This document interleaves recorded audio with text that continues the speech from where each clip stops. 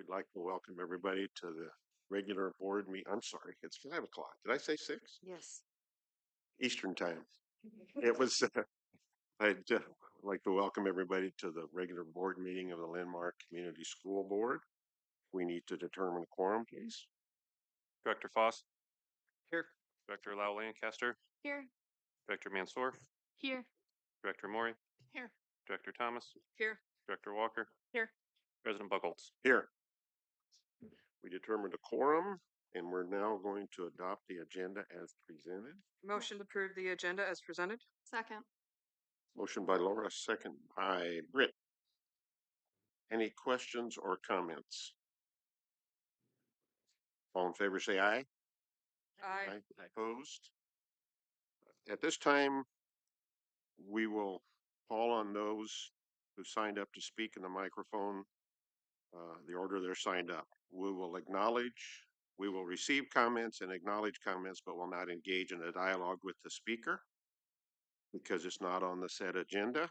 The remarks are limited to 3 minutes per speaker and should be shared in a respectful manner. And I just met Elizabeth Essling. If you come up and introduce yourself right up here to the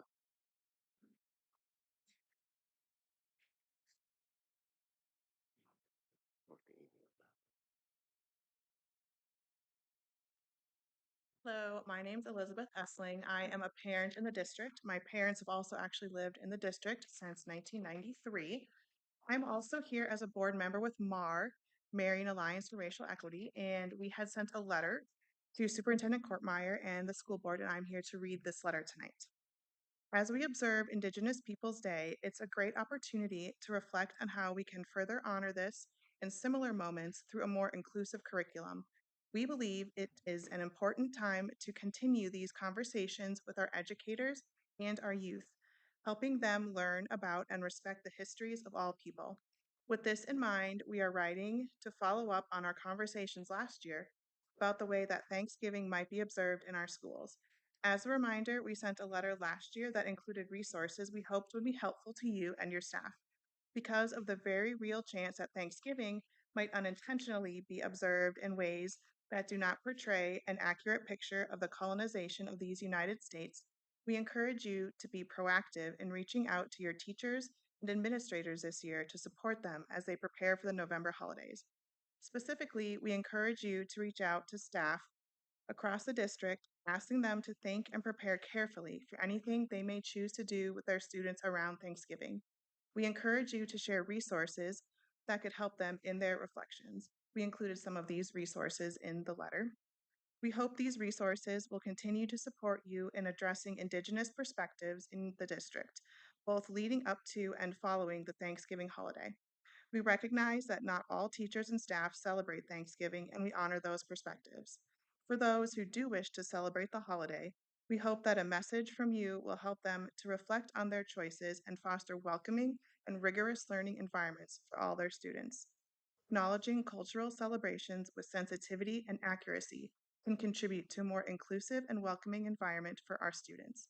Thank you for your dedication to promoting thoughtful and inclusive learning experience. Sincerely, Marion Alliance for Racial Equity. Thank you.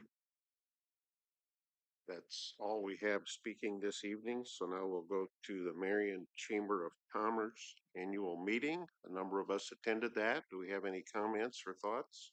Skipping the mission moment. Number 400. Oops, missed one? Oh, mission moment.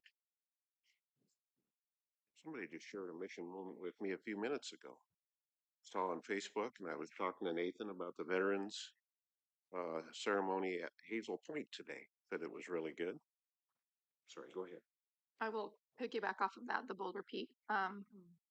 They let kids bring in pictures of relatives, and then you get a little description, and they put them on the glass wall outside the gym, and kids talk about, what they know and what their experiences are, whether it's grandparents, aunts, uncles, parents, siblings. So I think it's a well done. It's well done. I also appreciated the partnership between some of those activities and the volunteer organizers, pulling in volunteers to help support those projects and get things on display and taking some of that load off the building staff. And I just continue to want to champion the innovation and the engagement that our volunteer and community engagement folks are doing at Linn-Mar. So thank you.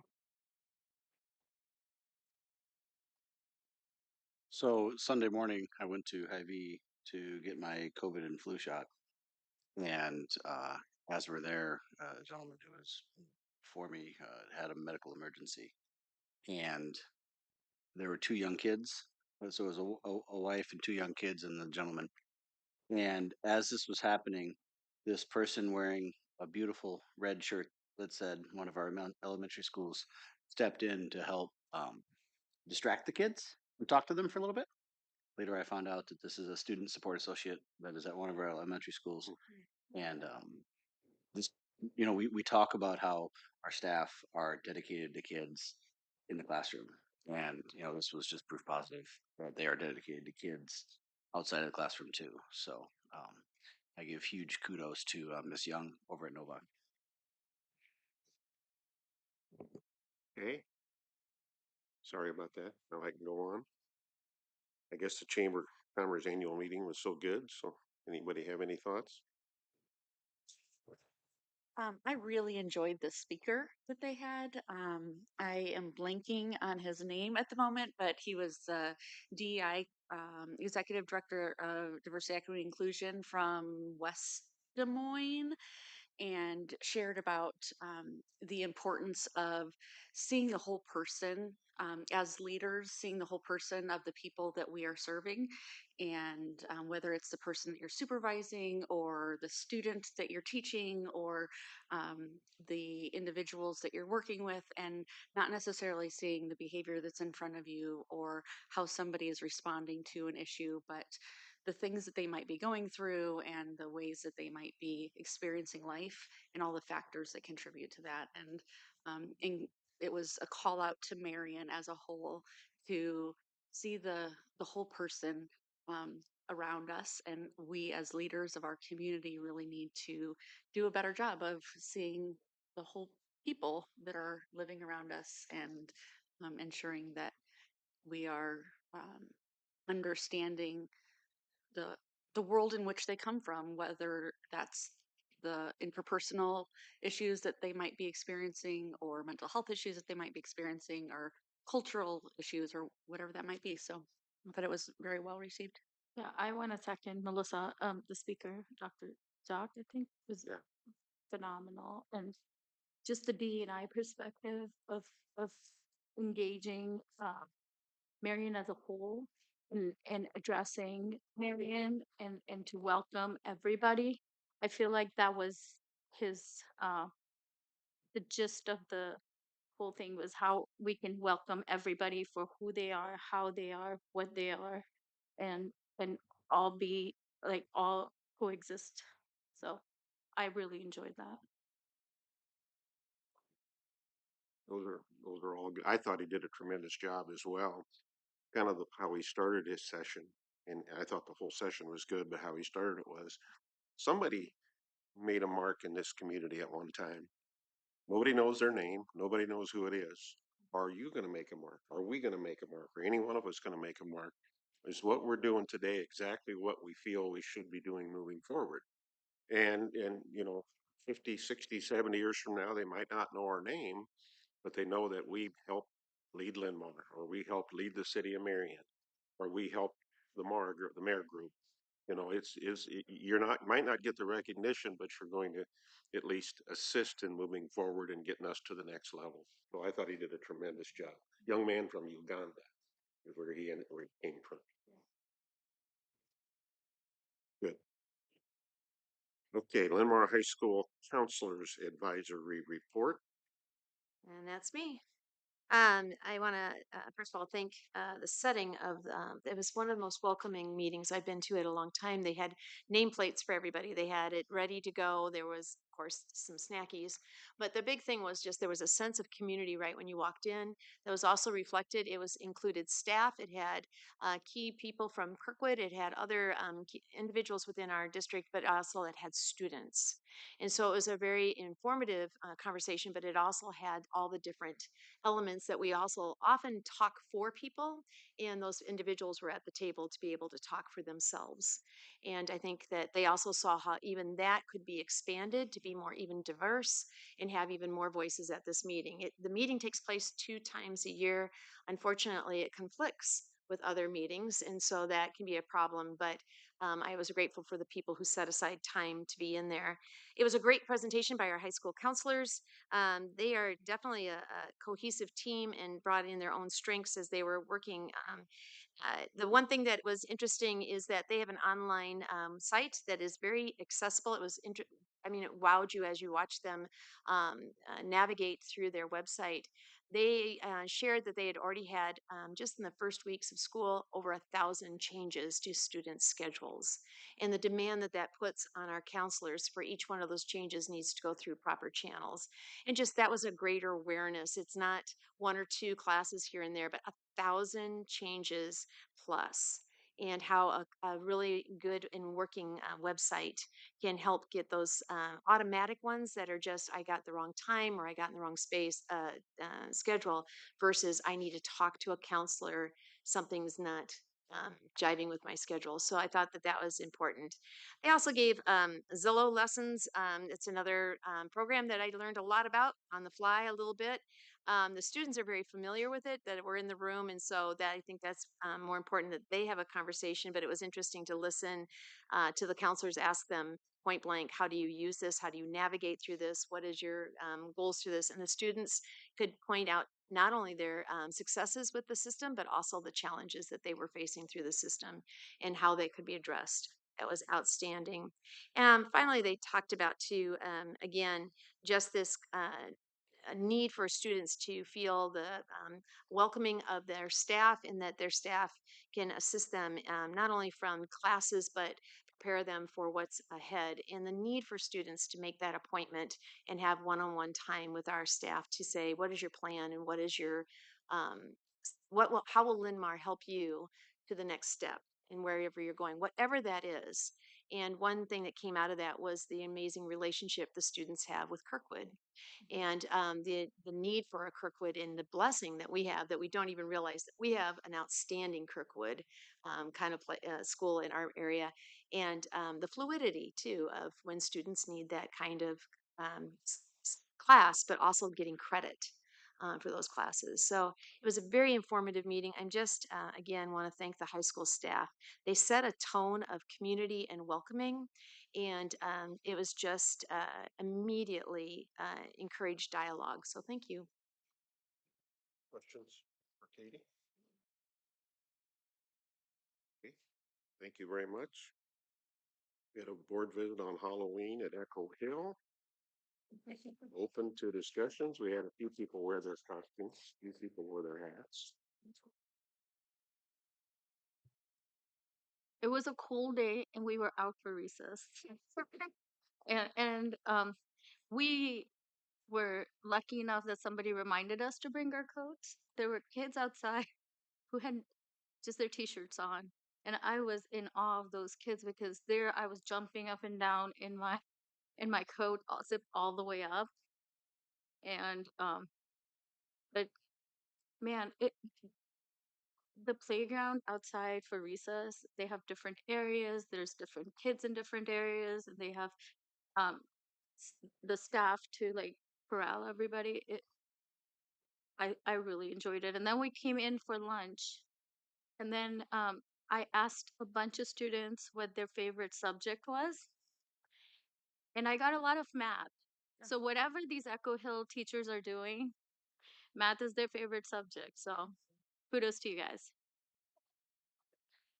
I really appreciated learning about how they put their day together, the schedule.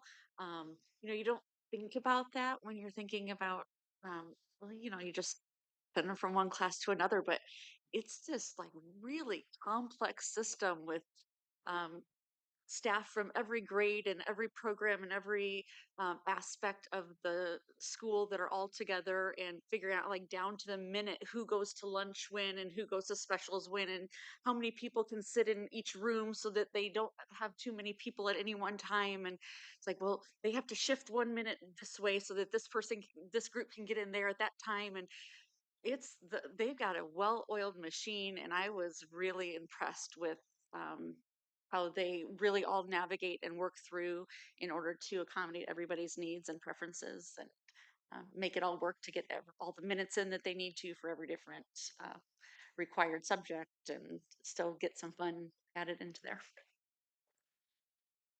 I was gonna comment on the culture of everybody, like of community among the staff. Yeah. And this willingness to jump in and help and not feel like someone doesn't have their back or not feel like, oh, I'm doing more than somebody else. But like at recess, um, the supervising staff person was actually the art teacher.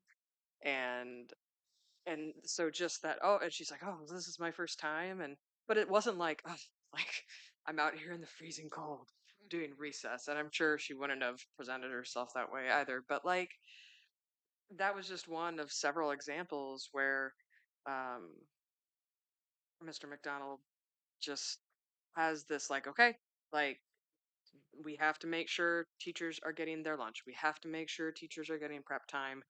Okay, can you go here? Where can I come in? I'm going to set aside my work so that I can serve this role. And just that willingness to do it without it feeling onerous and heavy. Um, just a commendation to fostering that culture of willingness to adapt. So thank you.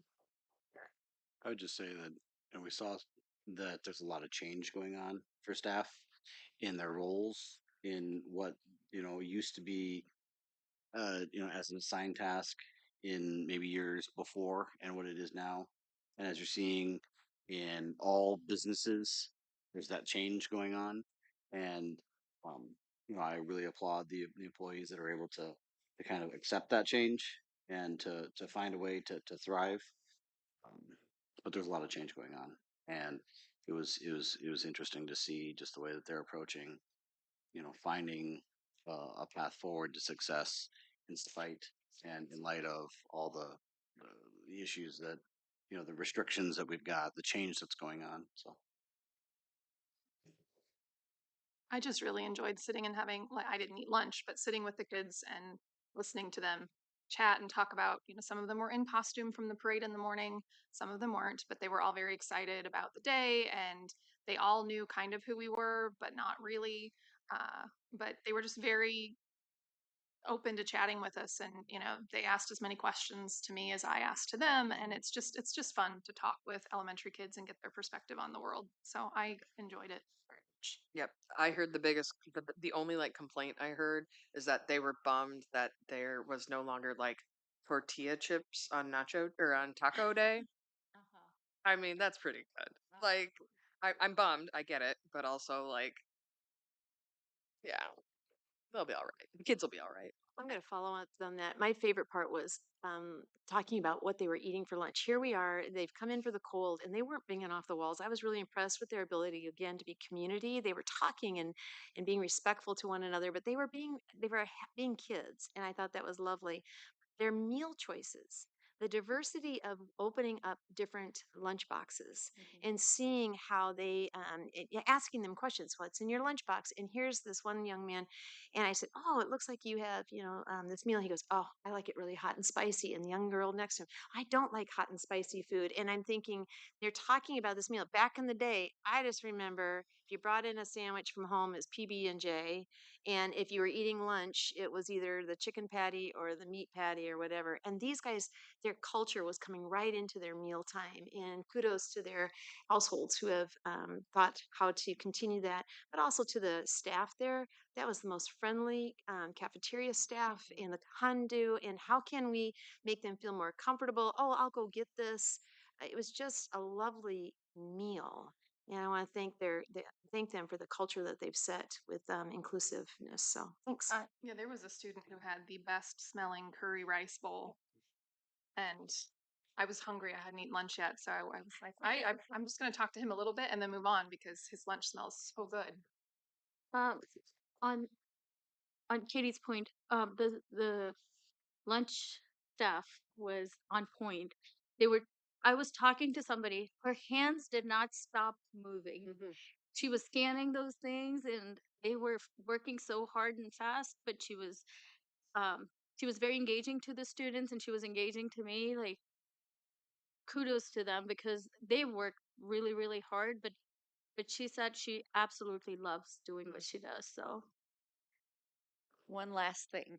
The very last table in the cafeteria that I stopped at, it was a group of boys, and I was trying to explain to them what the school board was because they're like, so like you run the school? I'm like, oh no, like we don't really do hardly anything compared to what the staff do that work here. They have to work really, really hard. We get the easy job. And they're like, so who runs the school? And I was like, see that lady over there with the blonde hair?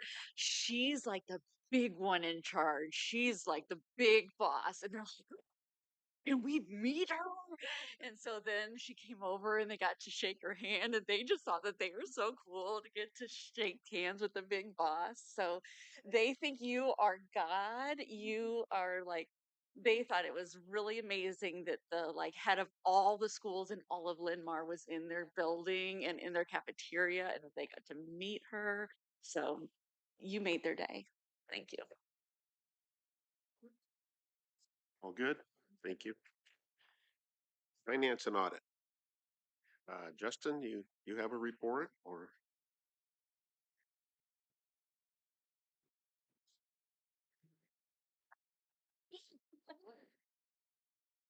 Um,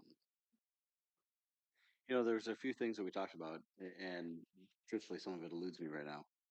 Just to be honest. Fritz on it. I'm on what? You on point on what the Okay, report they let's made? think back a little bit. You were in a room, you had a See? conversation. I got my notes, but you asked Justin first. I so. just did that on purpose. Go ahead. Okay. Did you? I'll own that. All right. It was a good meeting. We spent a lot of time talking about the student support associate situation that we've got going on with openings and just looking at comparing our district to other districts and brainstorming different possible solutions. And we talked as a committee and kind of gave some direction. Go back and get us some like formulate some plans based on our discussion. And so we're going to talk about that at our next meeting and then hopefully have some things to recommend to the board. We did look at, just update like some of the facilities updates. It was nice. That was my first meeting in the new administrative building.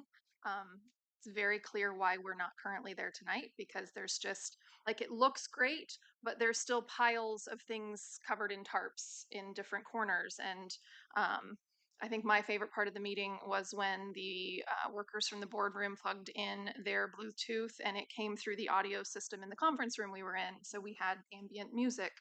Hotel California is always the way to go.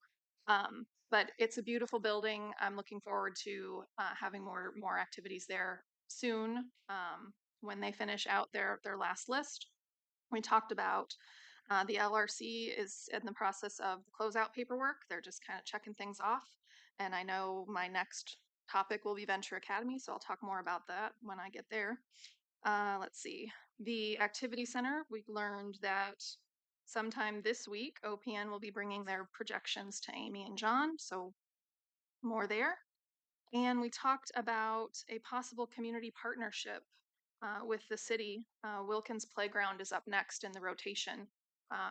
And because Howby Park is right there, and actually most of the playground is actually on city property, but we maintain the equipment, there's a community partnership potential there when that project comes forward. So that's exciting. John shared that he's sitting on one of the Parks and Rec committees that's meeting, I think tomorrow, because I mentioned that.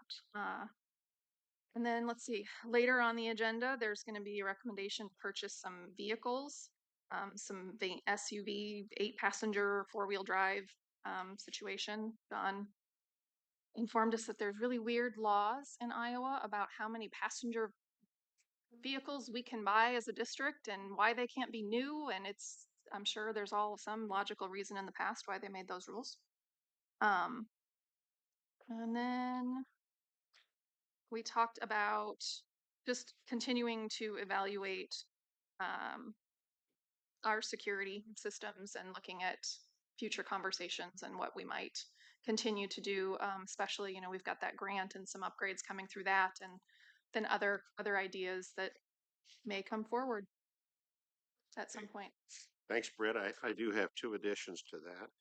The first one is when we talked about the Towby Park Wilkins situation, John explained to us that, because I've had some people request other playground equipment being upgraded, etc.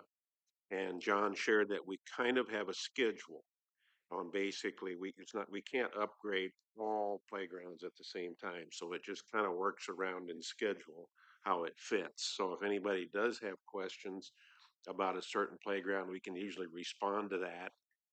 I did have some requests for a current playground, of course, but the things do wear out and things do happen, and populations change as well. So might have more handicapped children in one, and That so reminds me that was part of the conversation, which I think is important. We would love to do the rubberized surfacing that instead of wood chips. But John shared that typically costs almost $400,000 just for the surface part, not equipment or anything else. It's not that we don't want to do it, and it's not that we won't do it maybe someday or work out how we might do it, but it's just not. It's not as easy to upgrade a playground and include that surface at every school, um, with the cost being that high for just the surface. and the wood chips are approved for handicap playgrounds, correct? Yeah, they do. Yes, the Yeah. wood chips do meet code. Yeah.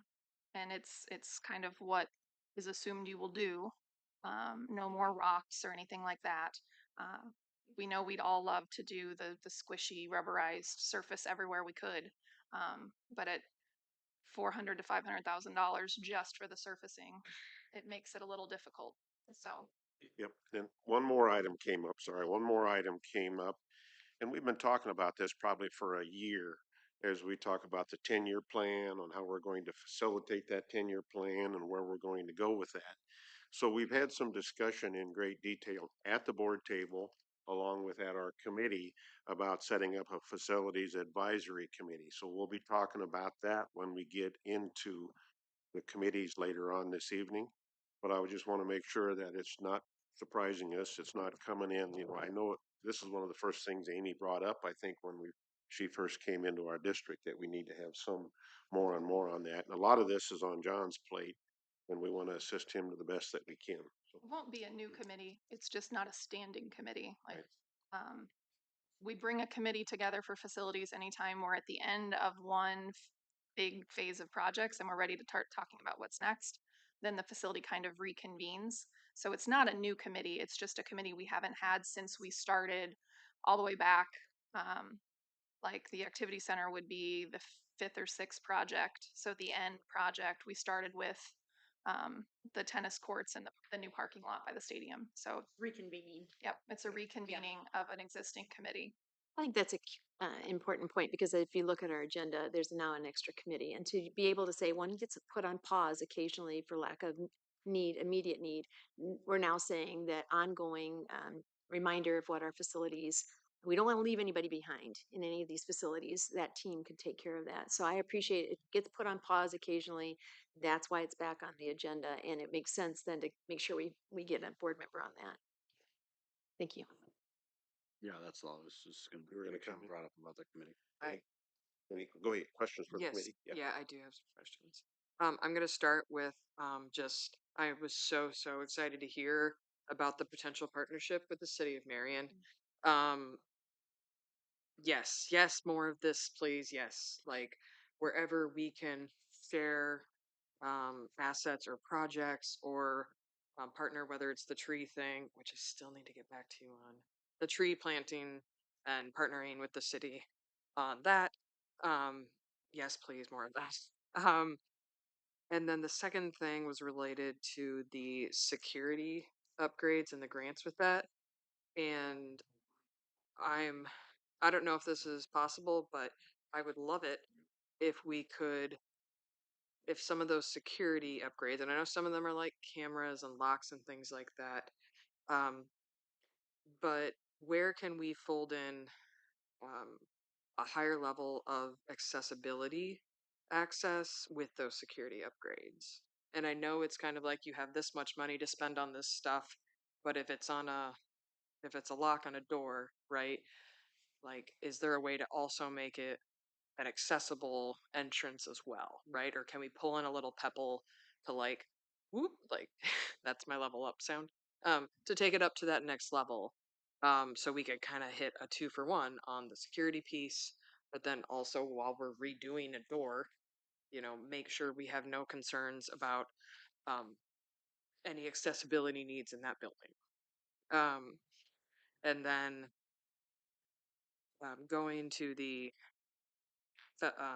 facilities committee, I wanted to make sure I'm understanding if that is um, strictly for purposes of this athletics facility. No.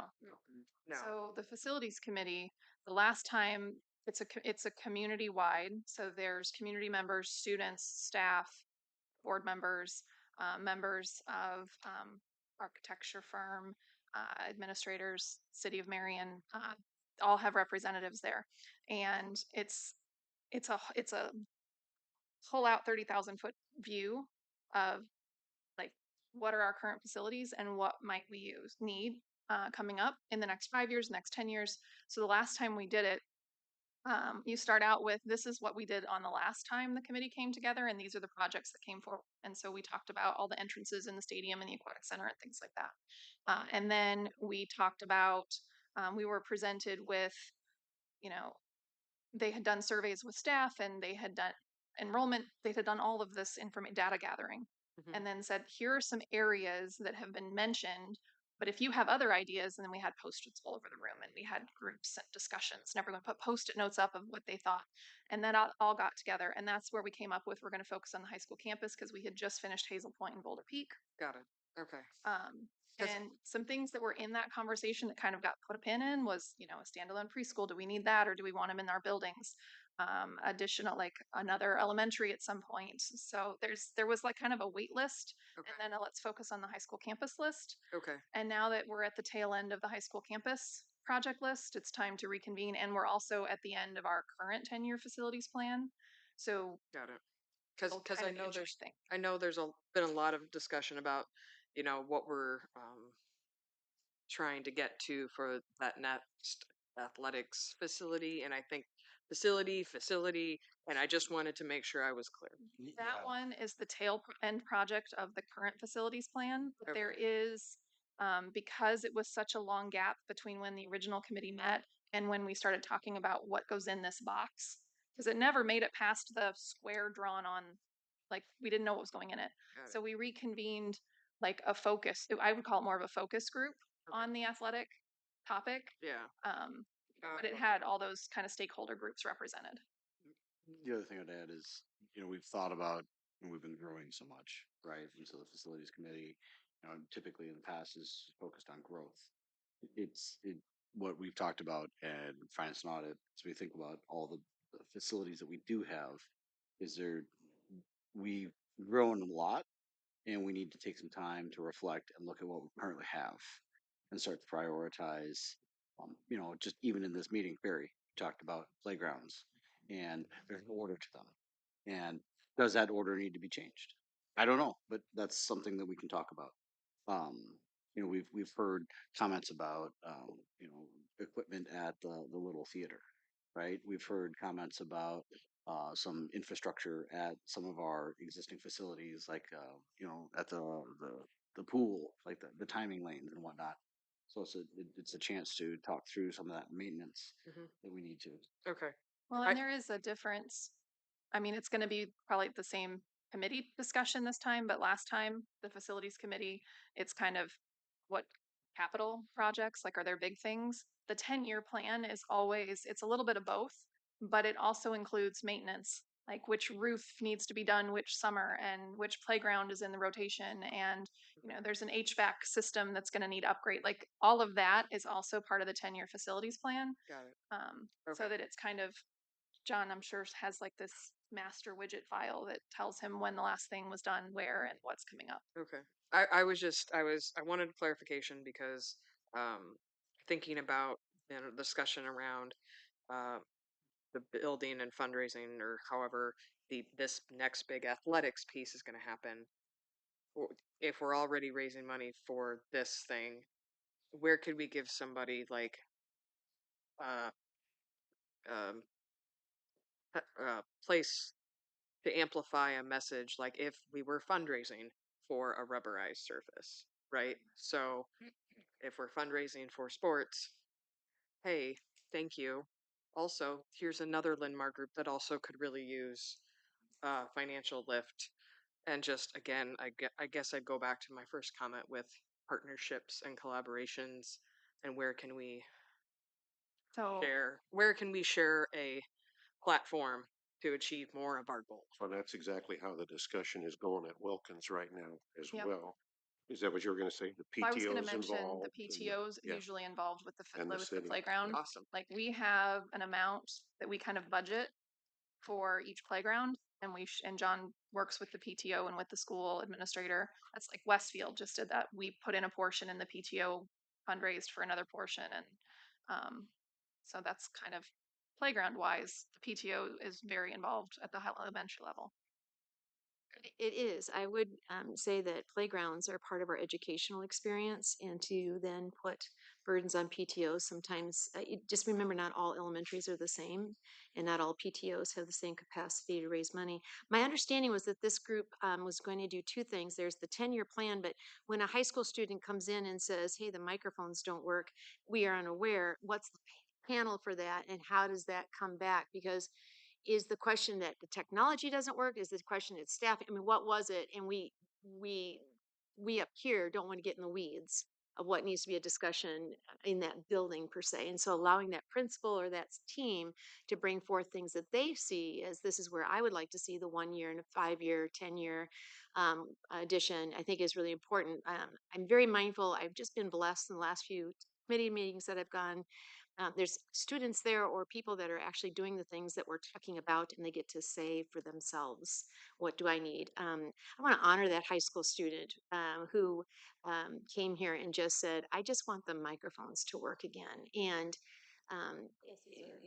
that was an awesome empowerment to see that they felt that they could do that. And again, how does a principal even know, let alone John know, that we need a plan to put it into practice? So my hope is that this team talks about existing facilities and we don't leave any space behind, because we're really proud now that we have 3 auditoriums that could potentially be active at the same time. How do we make sure one auditorium isn't left behind if we're going to promote that? Not everything is always new. Sometimes it's the existing. So my hope is that team is able to um, kind of back away and have its own thought process, both and. As we add, thank you, as we add to those comments, all comments are well taken. And Justin even said that should we regroup on some of those things? And like you said, we can't get in the weeds. All of our principals, all of our leadership team, et cetera, all those folks have that role. And as John would say, I don't know what to fix unless somebody brings it to me and we talk through it. And that's not a cop out. Please don't use that as that. But we have a very large district and a lot of buildings. So all the voices, whether it's students, whether it's staff, anybody, whoever it is, feel free to bring that stuff to us. So, yeah. And then the 10-year plan, this is just kind of an interesting thing because in the past, the 10-year plan has never been able to come full circle. And what I'm saying by that is usually after 4 or 5 years, we had to regroup because we had to build new schools. we had to do new, so other things got put on the back burner, albeit a new performance center, albeit whatever that is, because we were scrambling and we hope we have that same blessing moving forward, that we get a number of students and have to add buildings again. But we are, we do have plenty of space today, so we can move forward. So now we can work on some of those items, like you said, hopefully. So. And I think it's important to understand that it's a 10-year plan that's in constant review and revision. Like we set out a 10-year plan and say, these are the things we think we're going to have to tackle in the next 10 years. The ones we really truly know about are only in the first 2 or 3 years. So it's a constant review process, but you want to plan out that 10 years because you want to plan out, do you have the funding for things? Which fund are we utilizing here? Is it SAVE? Is it PEPL? Is it Pearl? So yeah, it's a constant review process, but 10 years at a time. One quick question. As staff, we're adding another committee. Will staff be able to represent that committee? That's another, I'm hoping that staff, it was out of that meeting and staff said, yes, this would benefit okay. Just want to make sure we didn't just say, oh, we think this would be a great idea, that you're going to start coming to meetings.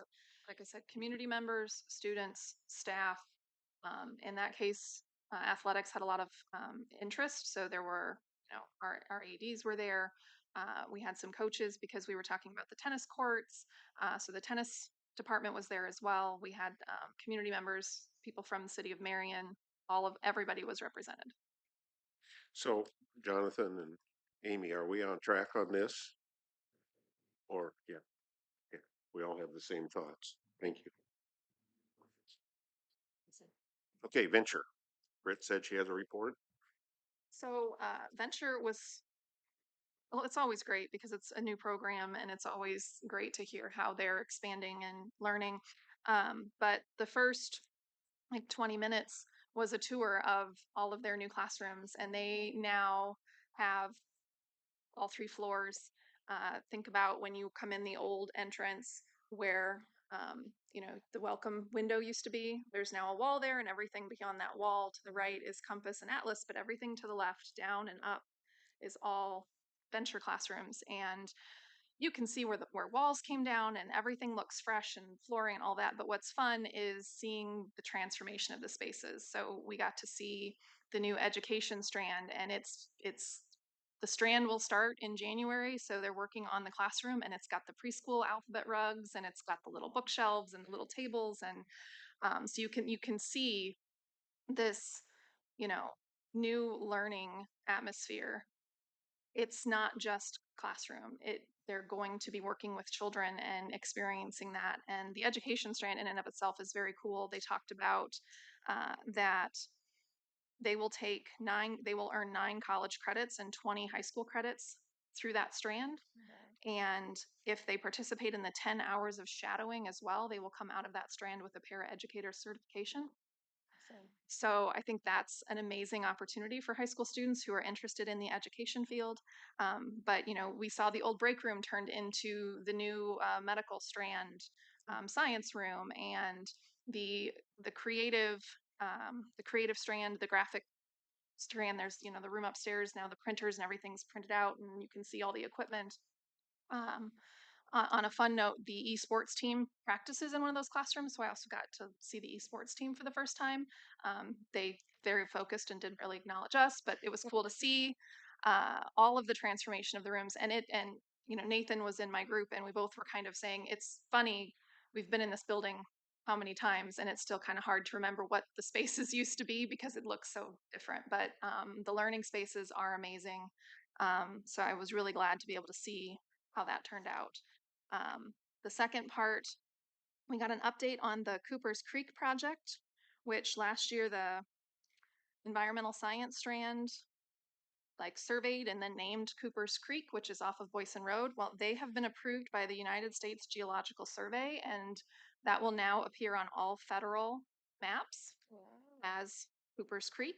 And they got a grant to put up 3 road signs, and those students are feeling very proud. And then they talked about, every year they have to come up with the projects and who are they partnering with and what are the kids going to do in all of these strands. And they held a project planning day back in August, and they shared that there were 23 community partners that showed up to participate, which is huge. There were 11 staff, and they generated 26 project ideas, and they're using 7 of them this semester. And that was an opportunity for the business community, our community partners, to come in and just pitch ideas or brainstorm with the instructors.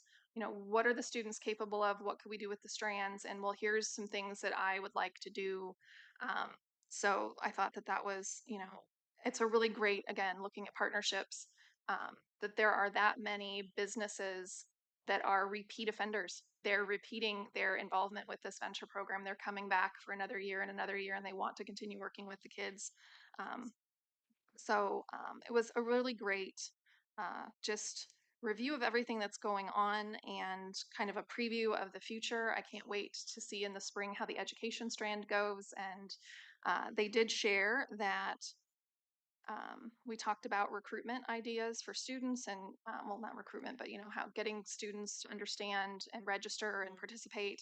The first year we had like 40 some students participate, and we're above 300 now in the program. So we're in year 3, I believe. So that's great. They aren't going to add any new strands this year. They're focusing on growing existing strands and adding additional sections. So all in all, it is a great program that I'm so glad that we said, yes, go try that. Because there was a student there that she's participated all 3 years.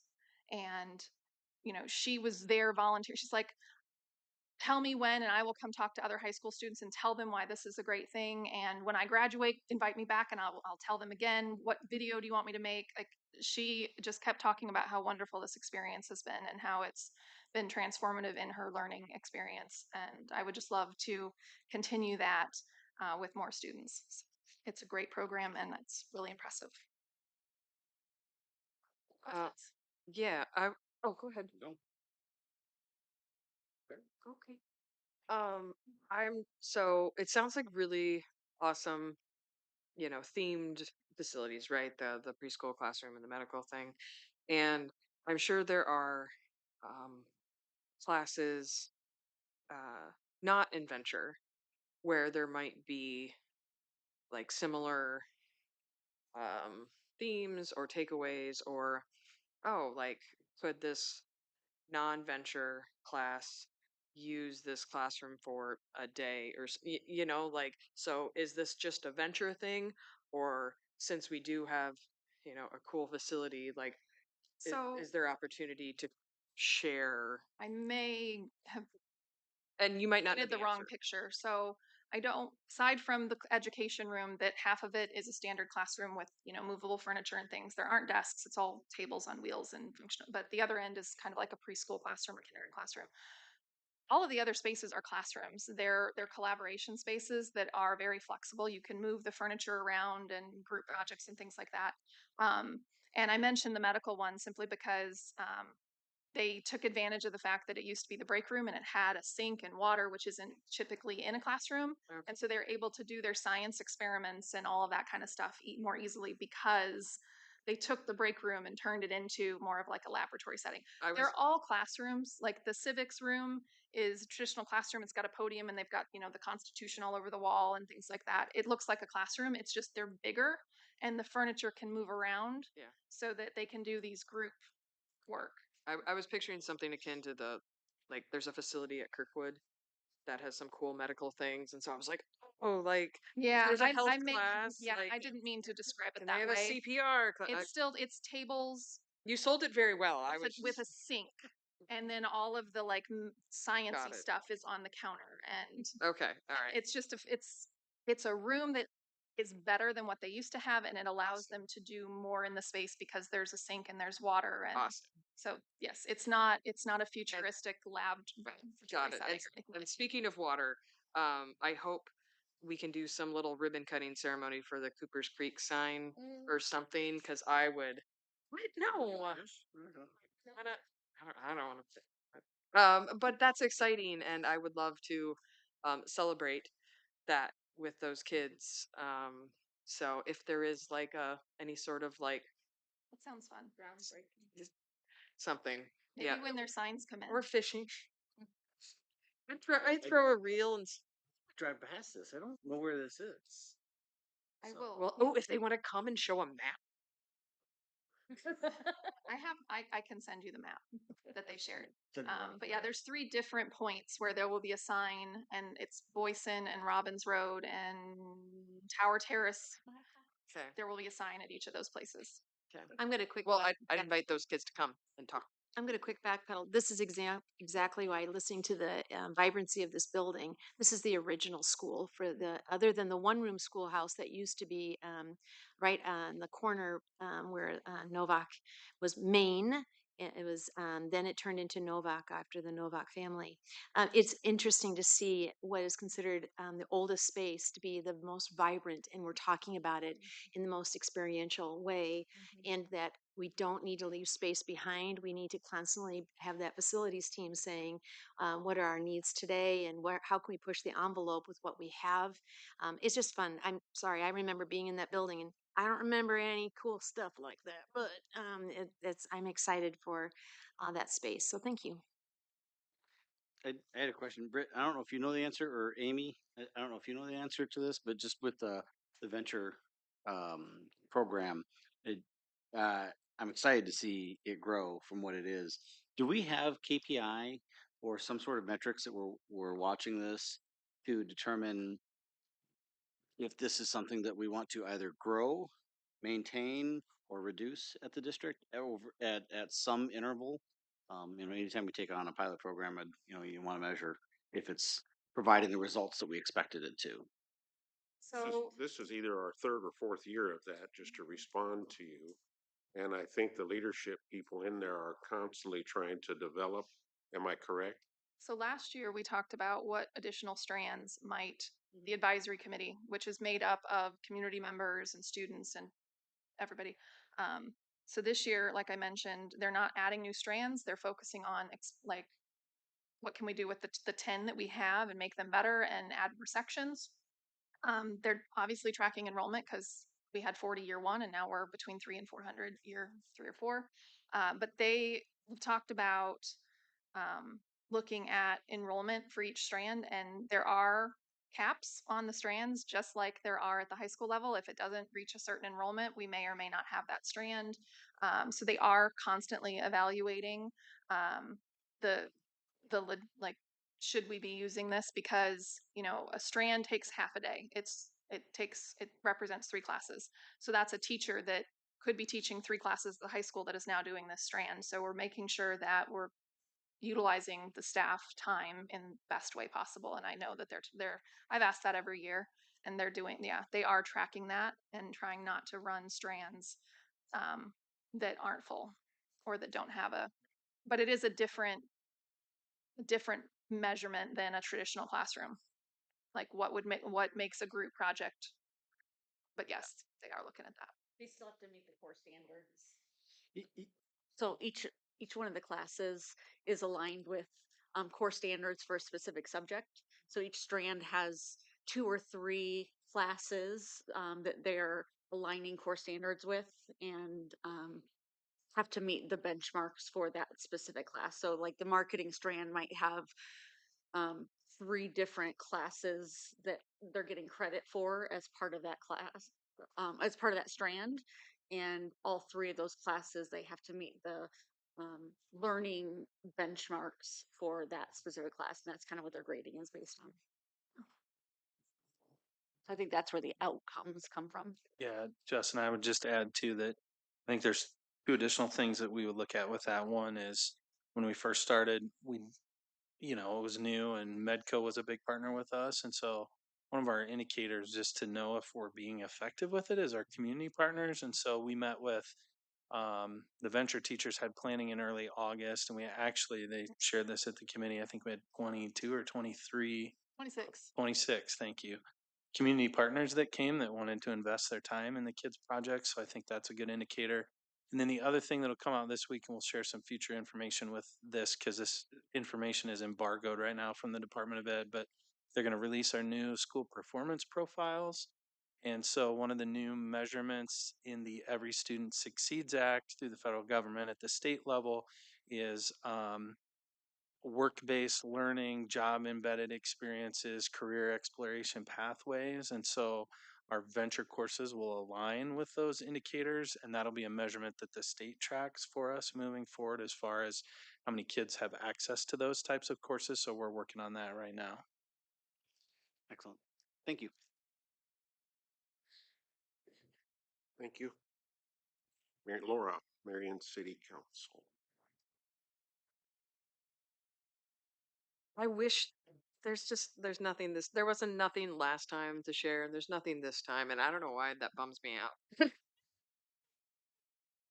Um, yeah. Oh, I mean, they talked about the Christmas in the Park and the Peppermint Walk event, and so just a heads up that those are events in Marion that our families and students and teachers could go to Did they say on December It's 6th. going to be done. What? Is the park going to be done? No, No, I didn't think so. no. But at one point they said it was. So, But it's in the North Plaza. Close the street. They'll be partially ready to go for, it is still in uh, development stage. I happen to be on that committee, and they will have enough to make it worth your while to come, but hope that you'll next winter, look at it as a possibility for your family enjoyment. It's a big deal, and it's a lot of work to raise a roof, build a building, and put in the ice skating ring, the Zamboni, or whatever they're called. So there you go. well, I already RSVP'd online that I'm going to go. I was just curious if the park is going to be open because at one point they said it was going to be done by December, but every time I drive by and going, But I love the North Plaza area, and it looks like they're trying to expand the art in the alley.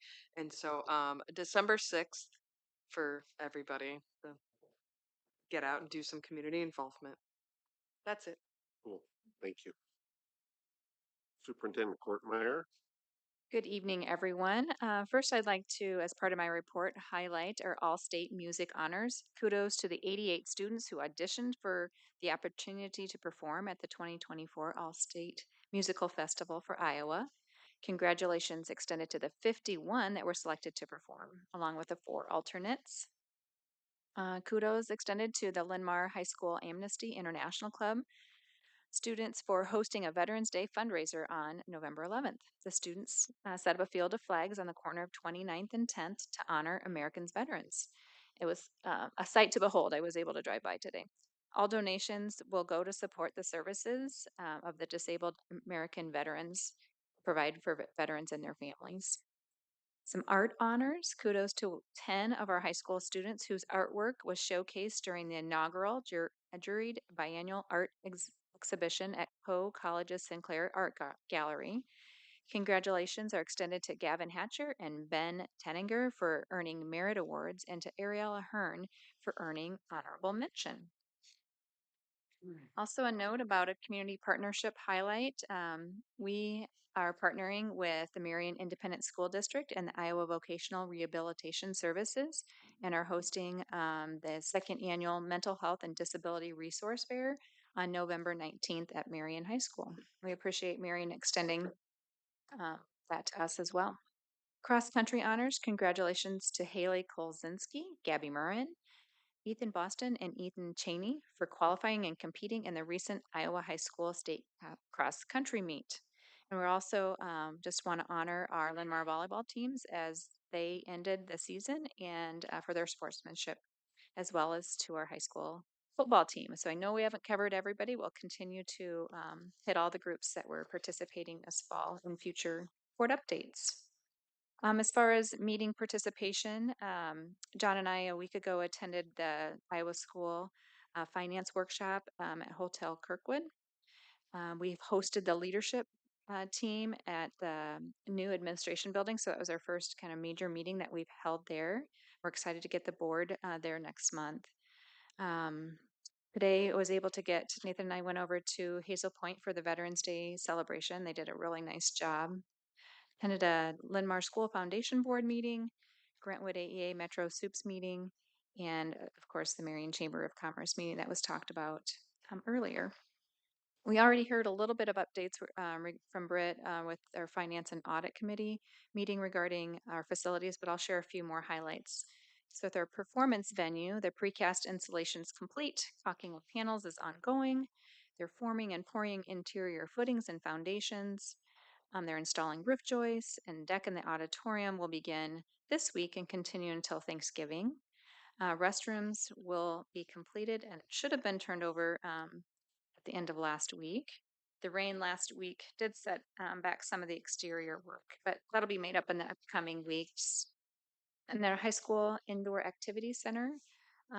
John and I, Jeff, Tanya, and Chris all met with OPN this afternoon, and we did hear back from them about the final design and cost, and we're working with them to continue to work through that. And I think the goal is to pull that larger stakeholder group together at the beginning of January with a board report to follow shortly thereafter.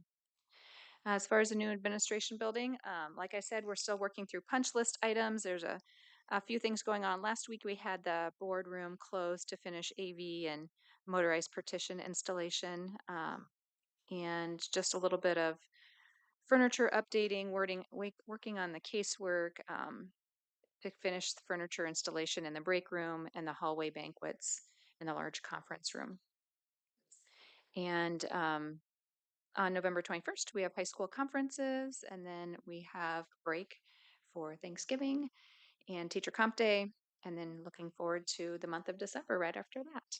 That I take any questions.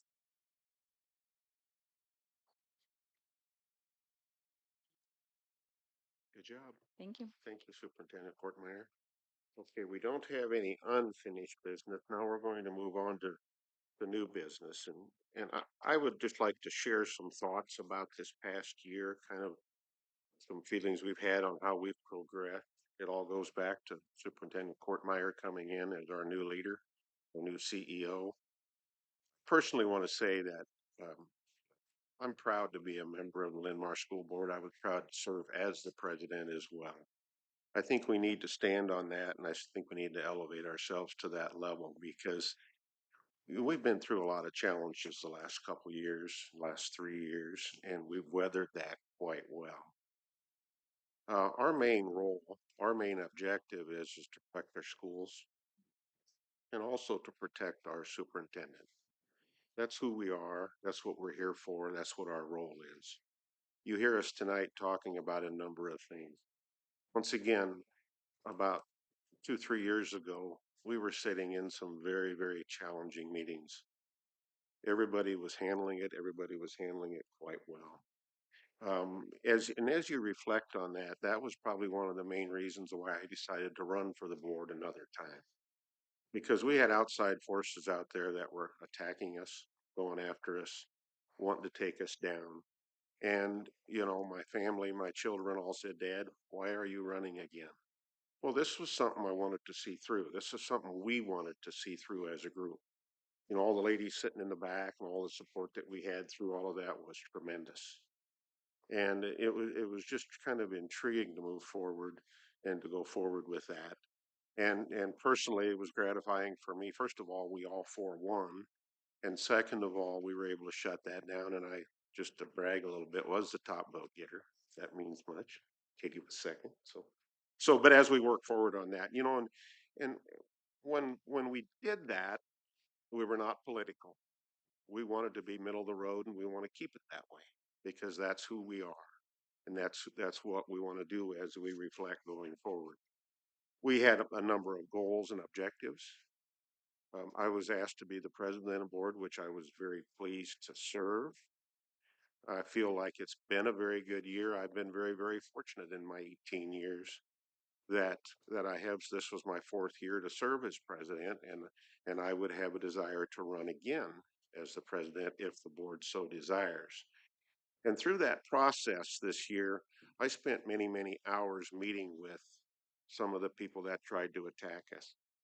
And I feel we diffused that. It's been quieter. It's not as loud out there as it's been. And I, you know, that's a little, I'm sorry, I be careful what I say, but, you know, and I was pleasantly surprised the week that I was elected to the board and then elected as president, the number of phone calls I received either from cabinet, from teachers. This last weekend, I'm at a basketball tournament. 3 parents, 2 of them I didn't even know, thanked me for what we've done this last year. We're trying to move forward. We ran through budget cuts. That's never easy. We went through the second year, of course, was the toughest. We had some staff reductions. Those are always challenges. We've weathered it. We've worked through it. The people coming to the board meetings has been quiet. So I guess we're hoping that we can keep moving forward and be as transparent. That's always a word that we hear, is transparency. You know, and I think probably the word calming effect is really, really critical that we work on too, because to go through what we went through this last year, you don't usually have to replace 2 board members. And we were very, very fortunate the candidates that came through. First one, we brought Laura Thomas on to fill that role. Been a very good addition to the board. Then we had another opening, which that one kind of caught us off guard too. And we had 8 tremendous candidates. And that was really gratifying for me. We picked Midhat Mansour, and thanks for your patience, by the way.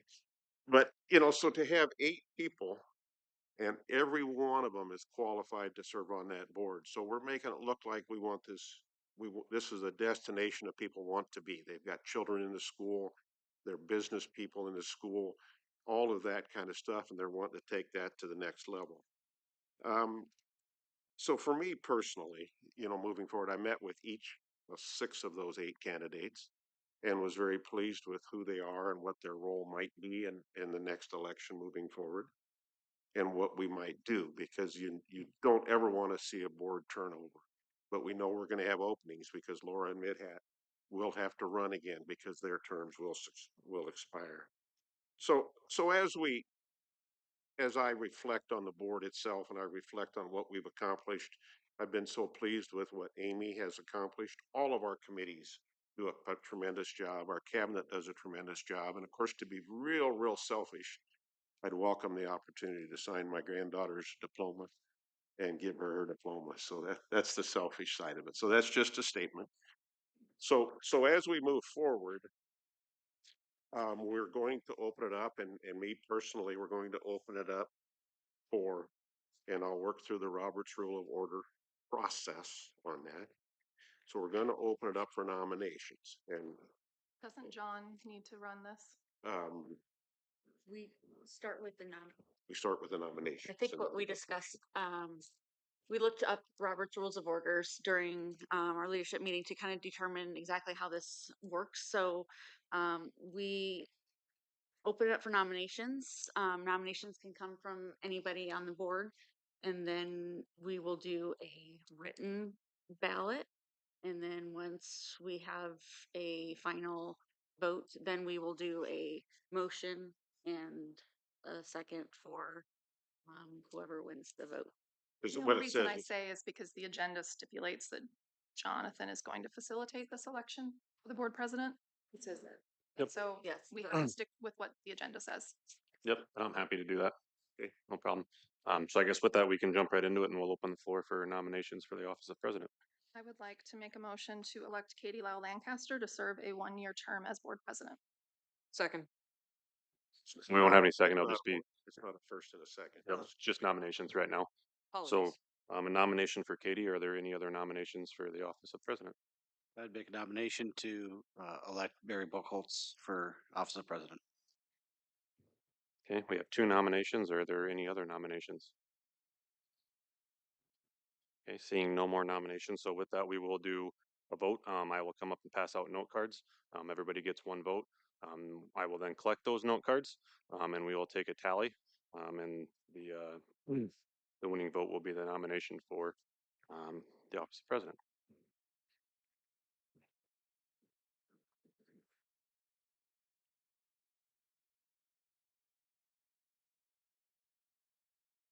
We put our names on this.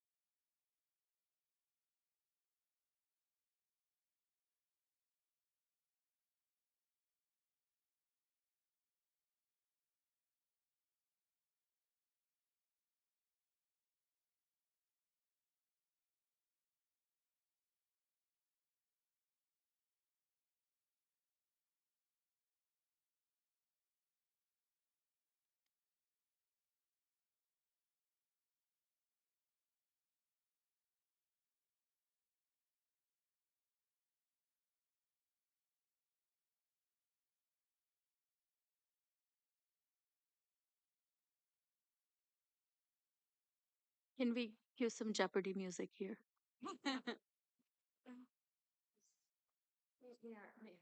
All right. 7 votes cast, obviously, with 7 of you on the board. 4 votes for Katie Lau Lancaster and 3 votes for Barry Buckholtz. So with that, I would take a motion. I make a motion to elect Katie Lau Lancaster to a 1-year term as board president.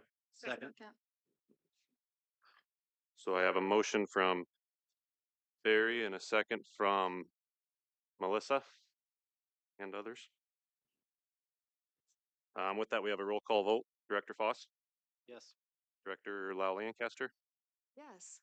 Director Mansour, Yes. Director Maury, Yes. Director Thomas, Yes. Director Walker, Yes. and Director Buckholtz. Yes. All right. Motion carries. With that, I will present the oath of office to President Lancaster.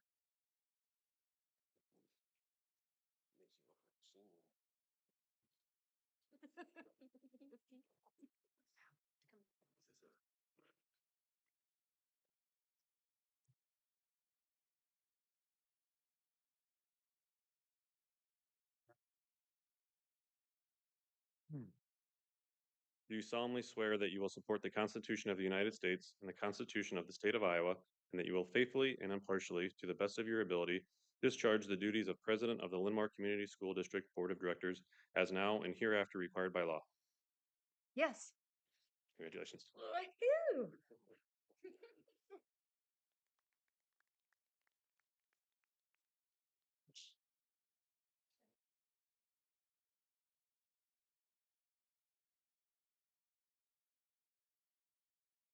And with that, I will turn it over to Katie. Thank you. First of all, thank you for your encouragement, and thank you for everyone's uh, group effort here. So here we go. We're going to now, oh my gosh, all these papers in front of me. Let's get going. We're going to continue now with the election of vice president. And we will also have, it says here that I am presiding, I believe at this time we take nominations from the group. Anyone would like to bring forth a nomination? Yeah, I would like to nominate Director Buckholtz to be vice president. Second. As this does not require a second, it just requires nominations. Anyone else like to nominate? At this time, then, if there are no further nominations, then nominations are closed. May I have a motion, please, to vote as Vice President Barry Buckholtz? Motion to approve Barry Buckholtz for vice president. Second. We have a motion to approve Barry Buckholtz as Vice President and a second. May I have all in favor, please? Oh, this is a roll call vote. Director Mansour, Yes. Director Maury, Yes. Director Thomas, Yes. Dr. Walker, Yes. Dr. Buckholtz, Yes. Director Foss, Yes. and President Lau Lancaster. Yes. Motion carries. Thank you very much. Now the oath.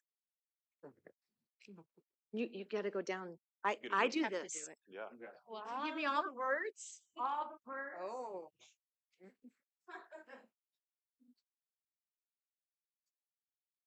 I'll make it real easy for you. I can pronounce all. Oh, yes. All right. Barry Buckholtz, do you solemnly swear that you will support the Constitution of the United States and the Constitution of the State of Iowa, that you will faithfully and impartially, to the best of your ability, discharge the duties of Vice President of the Linn-Mar Community School District Board of Directors as now and herever required by law?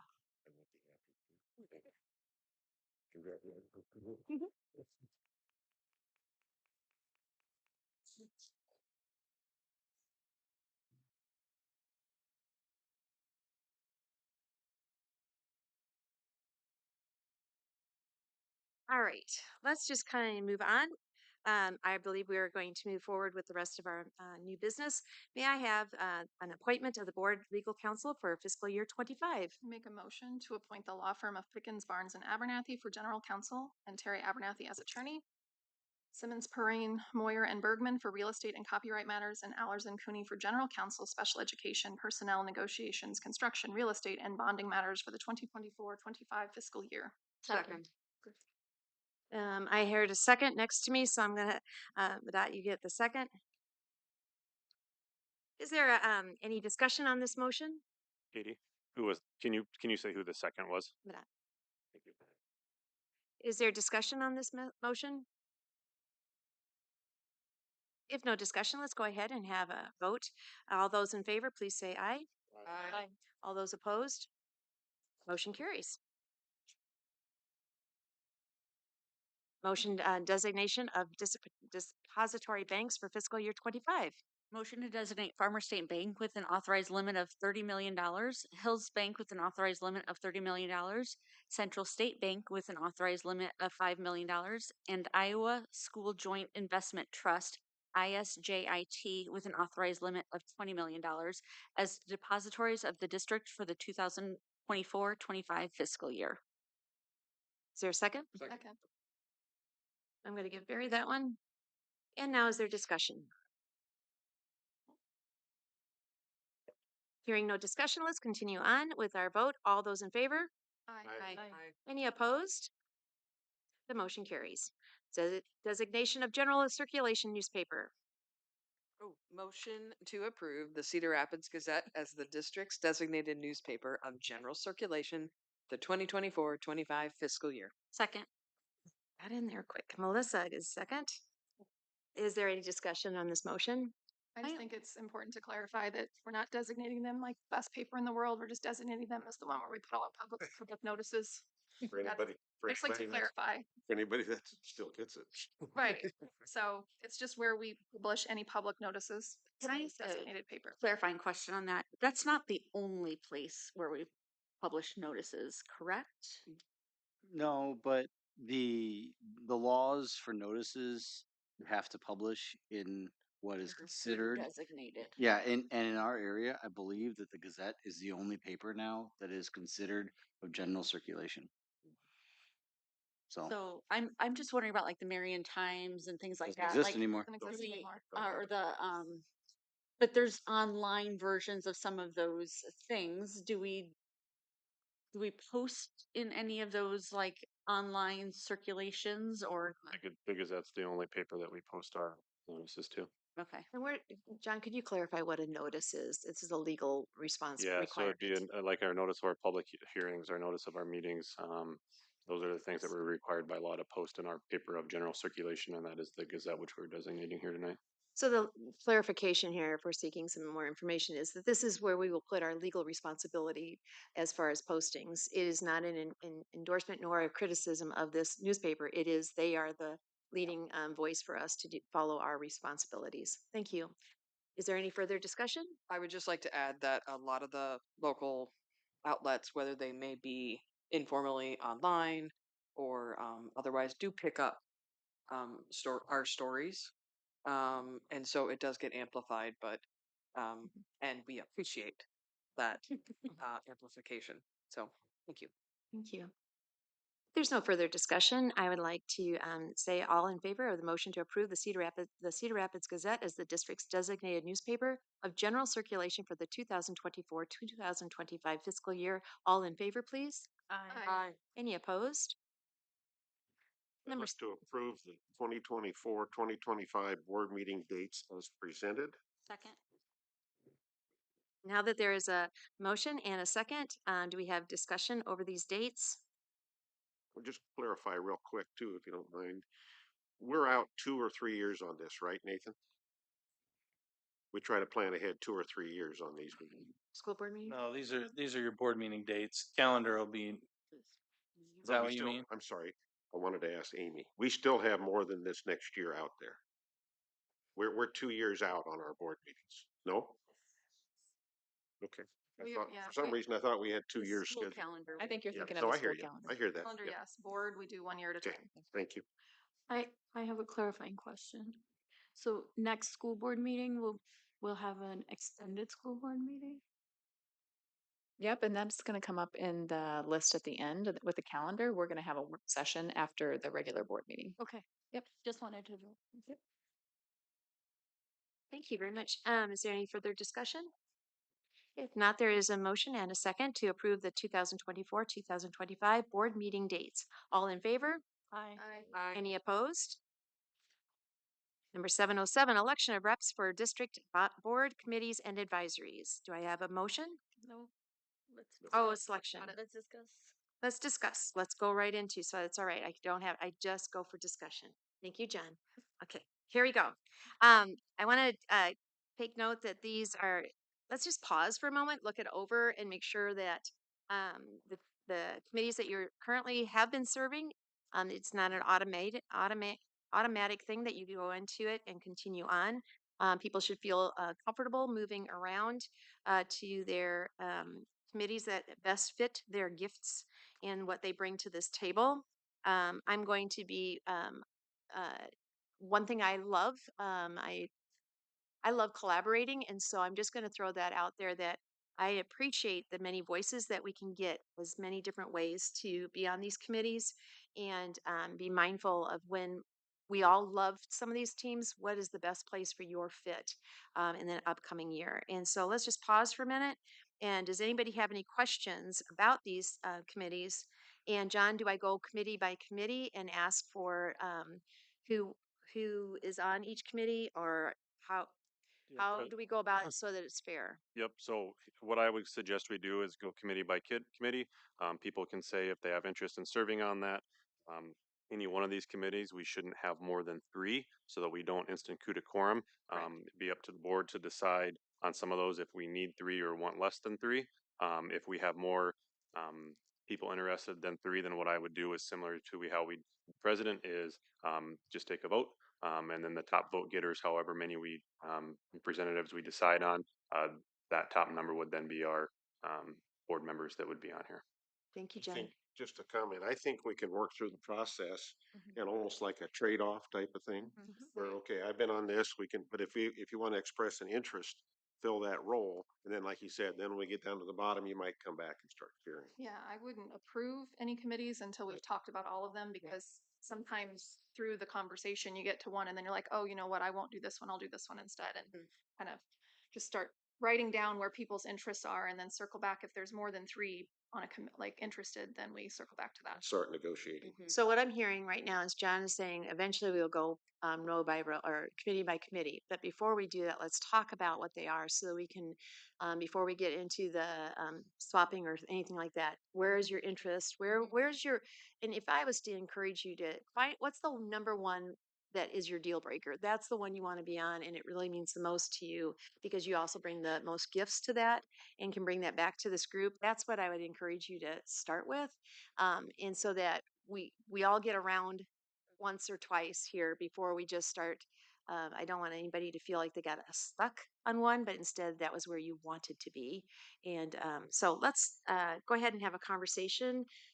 Go ahead. I'm just leaving it out there a little bit. So President Lancaster, one last thing on this. I think, like we've said here, we can get who's interested on these, and then whether it's just chosen by just collaborative conversation, or if we do have to do a vote on some committees, then at the very end, we will just have 1 motion and 1 second to approve everything, and we won't do that individually by committee.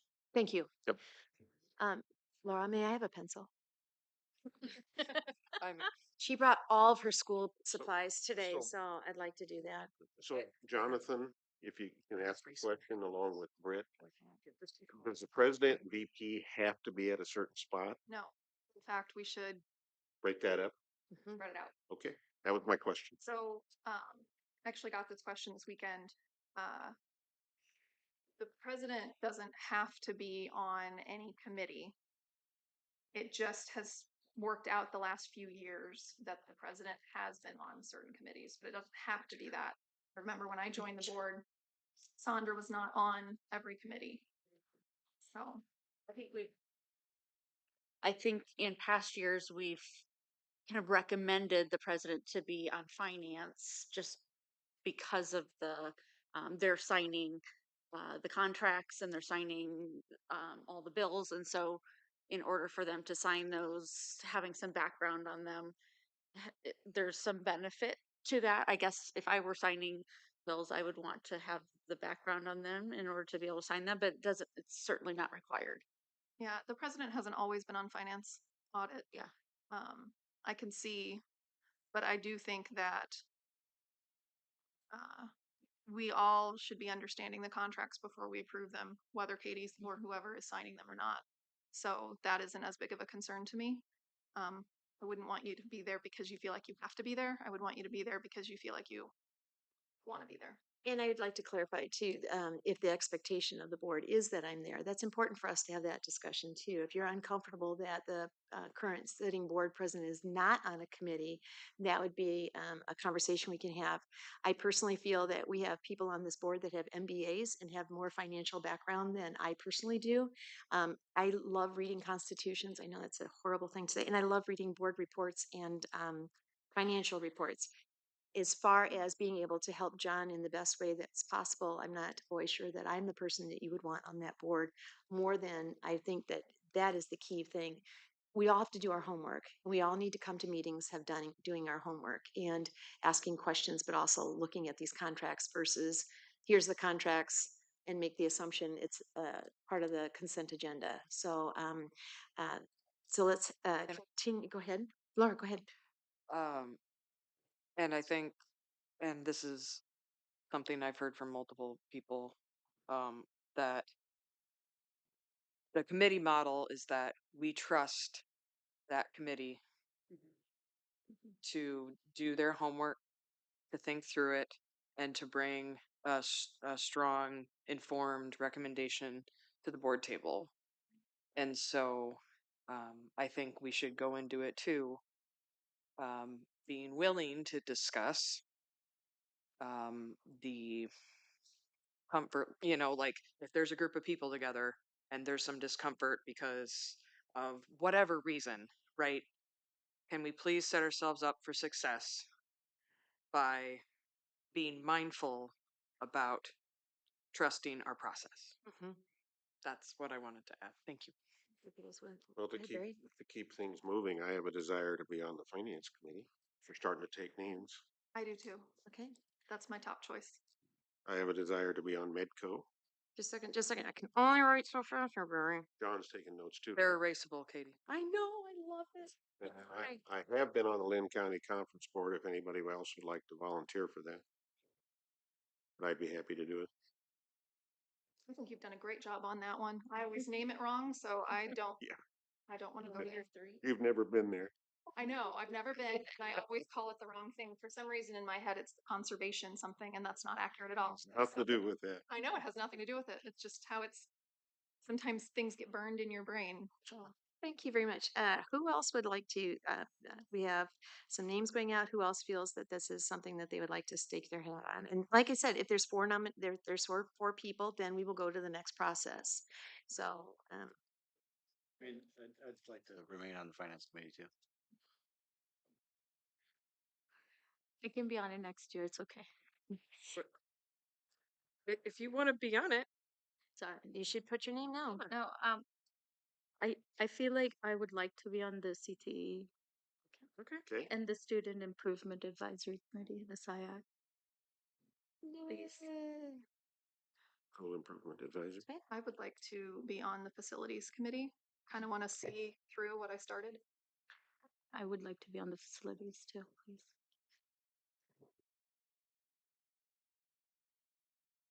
Justin. Um, I'm just seeing this joke. No, it was just it was the silence for the other side of the room. Justin. Well, I mean, if there's room, the facilities committee is always interesting. I'd also, encourage. I'd gladly take a spot on the legislative liaisons as well. Mhm. You can have my spot there.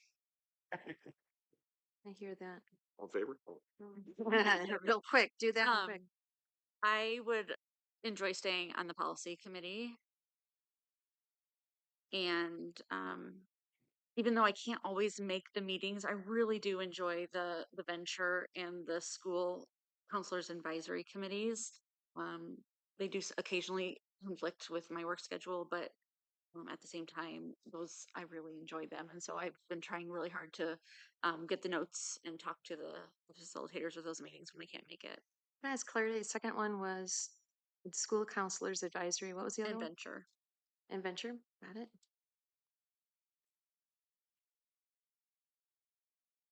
Okay, we still got lots of openings. I'd like to stay on DEI. I appreciate that group, and I'm excited to work with the high school students.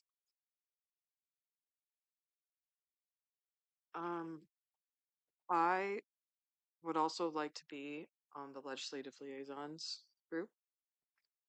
You can have my spot. I've done it forever. Okay. And then I have really enjoyed my brief intermittent appointment to the policy committee. I would really, really, as you said, a deal breaker one. I've really enjoyed that.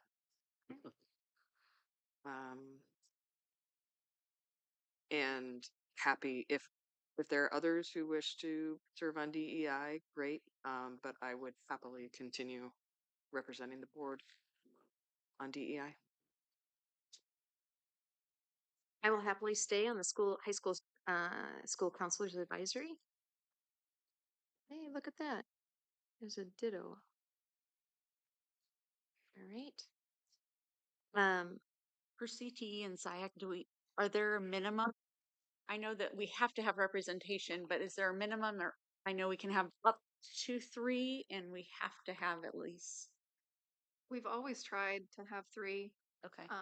I would say CT because of the way that meetings generally are structured. Now maybe it's changed because I haven't been on it, but the 2 years I was on it, they always broke into groups, and it was nice to have a board member in each. Yeah, that's what I was thinking too. That if we could have multiple people, that one was helpful. Unfortunately, it conflicts with another obligation that I have, and so I am not able to be on that group. We're getting down to, can we see where some of the holes are? Finance, it looks like we have 3 individuals. If there's a 4th, please, this would be the time to say that's really important to you. Policy, we currently have 2. I have done policy. It's not my favorite, but I will fill the hole I think it's important to have 3 people on that committee. So I will do it if no one else wants it. okay, let's hold on that one. CTE. We need another. Or you're really out there. Yeah, I feel like I could bring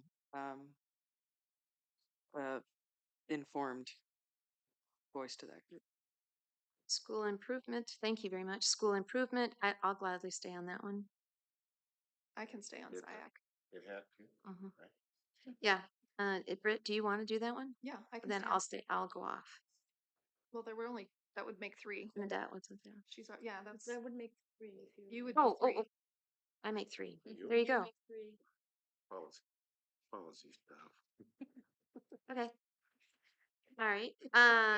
3. Let's keep going. 1, 2, 3. Oh my God. Diversity, inclusion, DEI. Right now there's 2. Facilities advisory committee. We have 3. Venture academics. We have 1. Who's 3rd for facilities? I only have myself and Mid-Hop. And Justin. Okay. Venture academics. We have only 1. I would be happy to stay there. Good. I That's a just good fit. wanted to give other people the chance to jump in. High school counselors. I have Walker and La Lancaster. I can be on it. Okay. That's now 3. Medco. Barry's out there. Anybody want to join Barry at Medco? I think that I'll one's take it. traditionally we've only had 1 representative. There you go. Linn County Conference Board. So, well, I just want you jumped in and I was like, you go for it.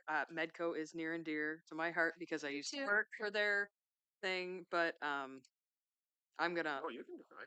I've already You have to make sure. Yes. I already have my name You on have a many number of spots here, committees. and I do not want to put too much. But if you can't make a meeting, there's your You go. person. Don't pull a Katie though. I know. I ended up on like too many of these, and then the next thing you know, it's That was over. last year. Oh, yeah. Yeah, I got them. So I'll serve. Keeping Barry on Linn County Conference. I do. Yeah. Okay, I've got us all the way down to, so Medco will be Barry. If Barry cannot make it, he's going to run to Laura and say, oh, please go to this meeting. Did I make that clear? Okay. Linn County Conference Board. Barry, you're just up for grabs on that one again. We're going to keep you there. And then legislative liaisons. I have Justin and Laura. Okay. Oh, go ahead. Can I ask a question? Yes, sir. Do you have a desire to be on policy? I was gonna leave that open. I will gladly take a position on policy. Does that work for everyone? I'm just asking. No. Just, I say I'm only filling the third spot if no one else wants I to don't do want to it. give you more meetings, but I will gladly, actually, I think I there's some lost one there, importance to so that, Katie. that I would be glad to take that one on. I'm gonna count here. Last time I didn't You don't count. have anything else to do. I know, there we go. Does everybody feel comfortable before, I don't wanna seal the deal yet? Everybody feel comfortable? Everybody about 3. Yeah. I will take the third spot on CTE if no one else is going to fill it, because I do feel that that's important for us to be That's great. full there. And it's been a couple years since I've been on that one. Okay. I personally appreciate this. Does that leave us only with 1 on SiAC still? No, we have 3. Oh, who else? Mid-Hot, myself, and Katie. Okay, thank you. On which one? You're welcome. SiAC. Okay. And this is not me raising my hand, but just a pleading. Uh, while I very much care about the all of them, obviously. Yes. All All of the things, all of like them. all the feels. I was interested in facilities advisory, but I really appreciate the group that's there, and I would just ask that those folks please bring a a stronger voice for accessibility in those conversations. Want my spot? No, no. I trust you. I trust the group that's on I there. think that this is important, though. What she's asking you as a fellow board person is to keep her voice known, that accessibility to buildings and being any way we can. If we're going to update some building, then let's update it so it's accessible. Yeah. She's asking, this is perfect. She's asking you to carry her voice, but she doesn't need to be on the committee to have that voice. Yeah, Does that work? I am already like Okay. at my cap, Okay. and if you can volunteer, yes, exactly. Thank you. Does that work? We will meet before every meeting. So Yeah. Oh, So a meeting before the meeting. Yeah. oh, Talk about the great, meeting. great. yeah. I do have one concern. So counselor advisory, there are 3 of you that have volunteered. I think that's awesome. However, I am required to be at that meeting for my job, which is going to create a quorum situation. You can't go as a I'm out. non-member. I can't, like, if No, I'm present, then there we'll is a have quorum. And that's Yeah. the high school one? Yeah, so I'm really sorry. I'm like, out. I'll go out. I apologize. I'll go out. But you have to take really great notes because that's like the best meeting ever. And you get snacks and you get, oh my gosh, they do this presentation. And so I'm a little jealous. We Oh, will but I'm have going to tell snacks you what on I'm your behalf. We will go for you. You Eat don't have to snack. be there Carry your for belly. us to enjoy the snack. I'll carry my need for snacks forward. That's awesome. All right. Do we have any other conversation? Justin, big breath. Anybody else? Sure, you don't want to fight for. If I can ask John for clarification on what he believes we said, did you write it all down? Thank you very much, John. I knew you were. John was just going da da da da da there, da da da there. So could you tell us what we agreed to, Well, please? I'd like to make a Oh, motion Well, can we know what we're? to elect the representatives of the board, and then you will read those to us. Okay. Is that how it works? Perfect. So finance audit, I have Buckles, Maury, Voss. Policy, I have Walker, Thomas, Lau Lancaster. CTE, I have Mansour, Thomas, Maury. SiAC, I have Mansour, Lau Lancaster, and Maury. Facilities advisory, Maury, Mansour, Voss. Let's see if I'm going in the right order here. D. Oh, D, sorry, Lau Lancaster and Thomas. Venture, Walker and Facilities. Maury. Facilities. Yep, facilities, Maury, Mansour, Voss. Venture, Walker, and Maury. Counselors advisory, Walker and Mansour. Medco, Buckholz. She's there, but not in the capacity of a board member.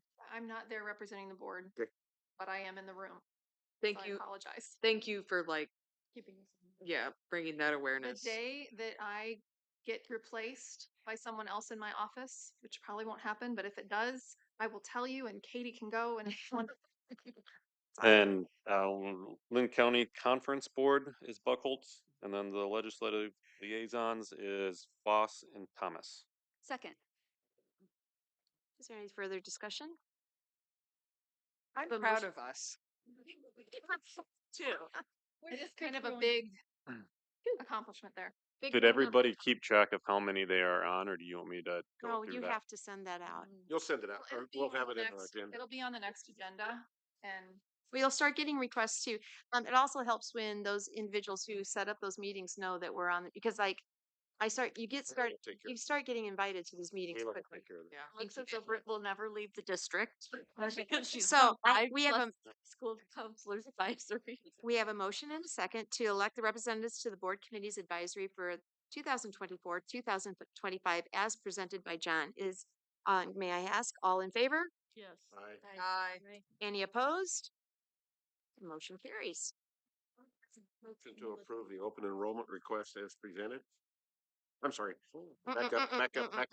hey, you're skipping. A motion to approve the letting of vehicle bids for purchase of 2 SUVs for a total cost not to exceed $125,000, with the expense to be funded by PEPAL dollars. Second. So we talked about this at the finance committee, just so the rest of the board understands. Mhm. So state law says that we can't purchase 10 passenger or above 10 passenger vans. Nope. 12. We can't, 12. We can't Okay, purchase so 12. 12. We can't purchase 12 passenger vans as the first time owner. We could as a second time owner. But the problem is that they're not making the 10 passenger van anymore. Like manufacturers just aren't making that. And what we've heard from sports teams and other groups is that they need the space in the back so that the coach can still drive. We'd asked the question of could we just use a regular van and trailer or something like that, but we didn't want to burden a coach with those other safety risks in doing that, and so we thought it made sense to diversify the fleet by adding a couple large SUVs. And may I ask, John, SUVs also help us with the tipping issue that was going on. SUVs, that's impossible for them to tip it because they're in a seat and they're sitting down, and when their belongings are sitting down as well. I wouldn't say it's impossible, but I think Less likely. I think the comfort level of drivers is probably more comfortable in an SUV than it would be in one of the large vans. And also the safety of potential bad weather if they're out. And seatbelts. Correct. They would be four-wheel drive vehicles, so it would give us some flexibility there. It's not saying we're going to encourage going out in bad weather because we have four-wheel drive, but it is an additional option. It does John. create that extra layer if we go when the weather's nice, and then as we all know, Iowa can flip, and then coming home is suddenly more difficult. I would just like to say that I appreciate the thought of, there were a couple different options, but knowing that bigger vehicles or trailers might require bus drivers and SUVs allow our coaches to do more and us less reliant on another person, another schedule. I think this gives us more flexibility in multiple ways. And I appreciate So John just and transportation going through the process. Just to clarify, we're trying to get two 12-seater SUVs or two 8-seater SUVs with room in the back. 2 8-seaters with the extra cargo space, correct? Okay. And then we talked a lot, we've said coaches and sports teams and equipment, but these aren't exclusive. Also fine arts. So instead of coaches, let's say like activity sponsors, Okay. like responsible adult for said group. Okay, so we're adding these vehicles to the fleet for whomever in the school may need to utilize them. Okay, I just want to make it clear it was not strictly. Are they athletics. ADA vehicles too? Like, can they accommodate? No, really the only vehicles we have that are accommodating for our ADA needs are lift buses, which we do have several of those. So in the circumstances, we have to understand who our passengers are going to be. And in our vehicle request form, it is listed in there for what accommodations may need to be made for our specialized seating. So in those instances, we would have to send a lift bus in order to accommodate. Okay. Really appreciate that question. Thank you. Laura, you're right. It's not just for sports teams or what's not, but that's where we're hearing is they need the space. So, it's a measurement of how many people and how much space do they physically need. So Put one string bass in the back. That's what I'm hearing. So, is there any further discussion? If not, we have a motion to approve the letting of vehicle bids for the purchase of 2 SUVs of our total cost not to exceed $1,250,000 with the expense to be funded by PEPAL dollars. All in favor, say aye. Aye. Opposed? Correct that. 125. 25,000. What did I say?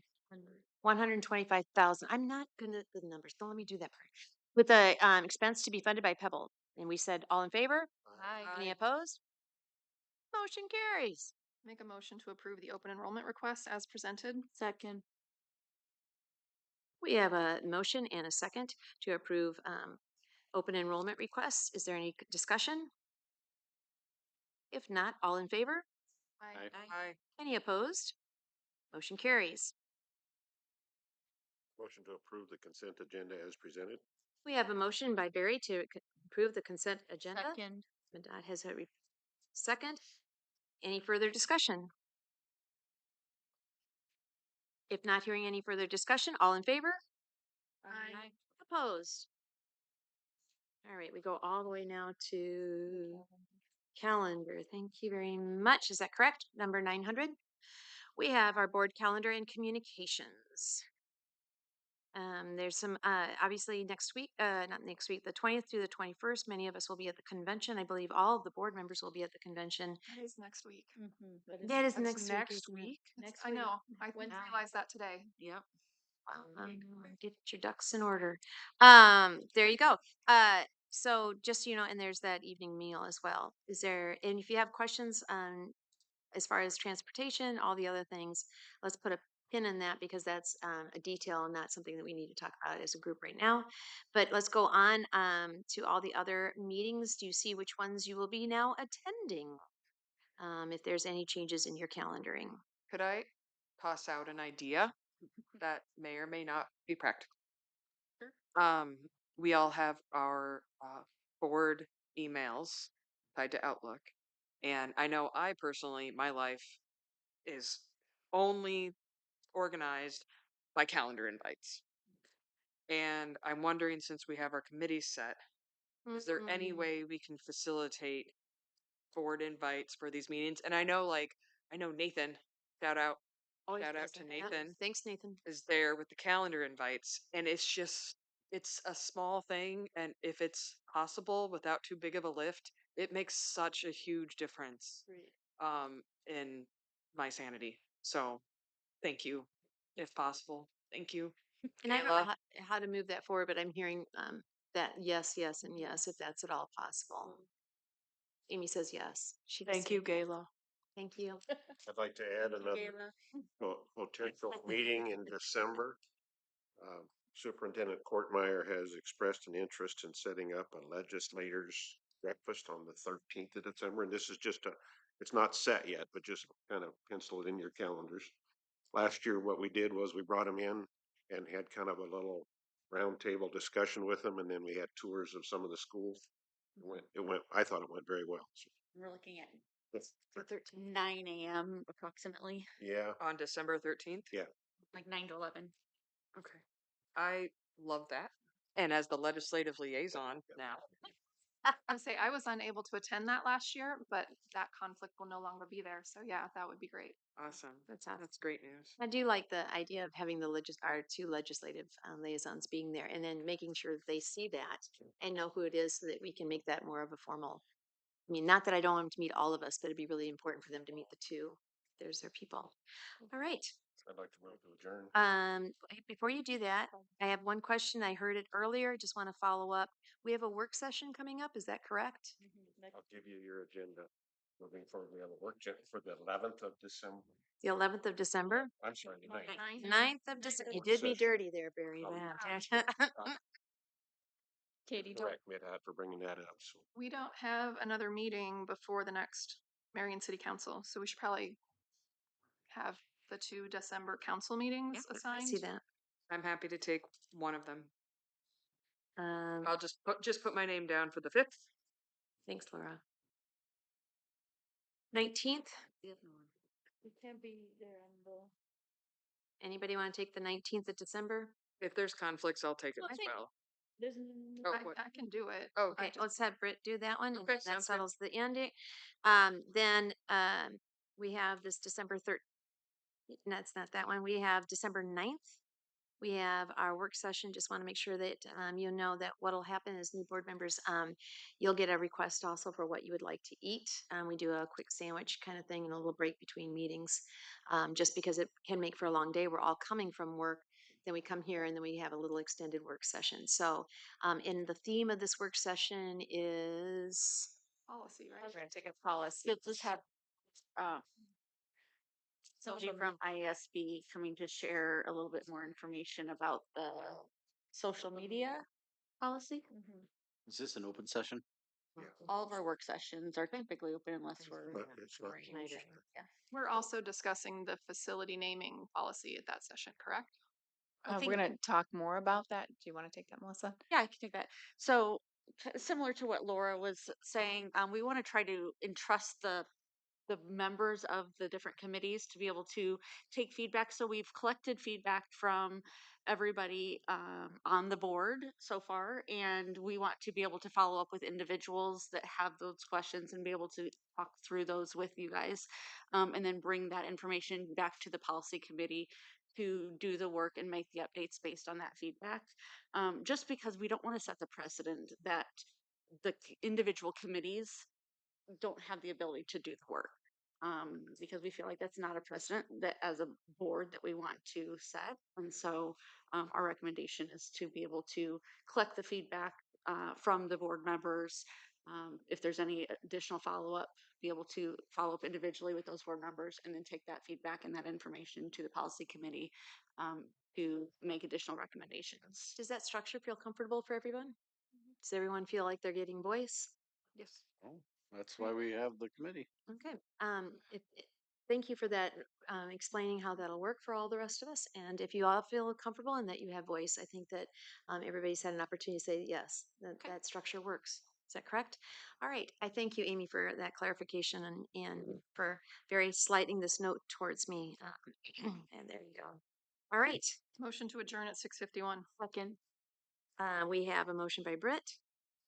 Second by Madad. What time is it? 6:51. 6:51. All those in favor? Aye. Any opposed? We're out of here.